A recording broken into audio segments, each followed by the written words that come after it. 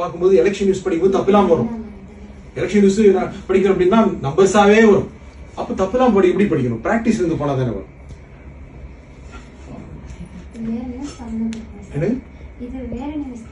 சரி, இதே இருக்கட்டும். போலாம் இருக்கட்டும். ஓகே, போலாமா? போலாம். தாவேகா தலைவர் விஜய் குறித்த கேள்விக்கு நடிகர் திரிஷாவுடன் தொடர்பு படுத்தி தமிழ்நாடு பாஜக தலைவர் நயினார் நாகேந்திரனின் ஏன் அது வருது? ஏற்கனவே அந்த நியூஸ் இருந்துச்சு, அப்படியே மைண்ட்ல ரெக்கார்ட் ஆயிடுச்சு, அதனால ரீப்ளே வருது. ஓகே, அதான வரப்போகுது. Be blank, be fair, be open. நியூஸுக்கு போனோம் அப்படின்னா ஓபனா இருக்கணும். தப்பா கூட இருக்கலாம், தப்ப திருத்தி படிப்போமாங்கிறது நம்ம திறமை. ஆனா அங்க என்ன இருக்குங்கிறதுல நம்ம டெடிகேட்டடா இருக்கணுங்கிறது நமக்கு அந்த கான்சன்ட்ரேஷன். அப்பதான் தப்பு வராது. ஓகே, அப்பலாமா? Go ahead.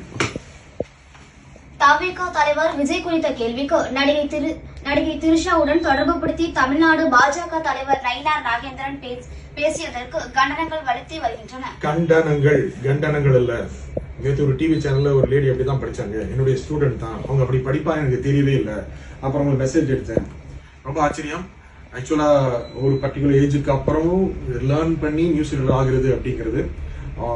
ஒரு சேனல்ல அவுட்புட் எடிட்டரா இருக்காங்க, டிபேட் ஆங்கரா இருக்காங்க. நியூஸ் வரல அப்படின்னு ஒரு வருஷம் முன்னால சொன்னாங்க.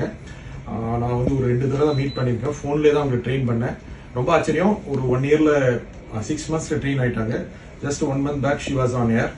ஒரு சேனல்ல நியூஸ் படிக்க நல்லா பண்றாங்க. தாவேகா தலைவர் விஜய் குறித்த கேள்விக்கு நடிகை திரிஷாவுடன் தொடர்பு படுத்தி தமிழ்நாடு பாஜக தலைவர் நயினார் நாகேந்திரன் பேசியதற்கு கண்டனங்கள் வலுத்தி வருகின்றன. நயினார் நாகேந்திரனை கண்டிக்காமல் பாஜக பெண் தலைவர்கள் மௌனம் காப்பது அநீதிங்கிற வார்த்தை பார்த்தது இல்லையா மேடம்? நீங்க மீனாட்சி பார்த்தது இல்லையா? அநீதி தெரியாதா? இது அநீதி அல்லவா? இல்லையா? அநீதி தெரியலையா?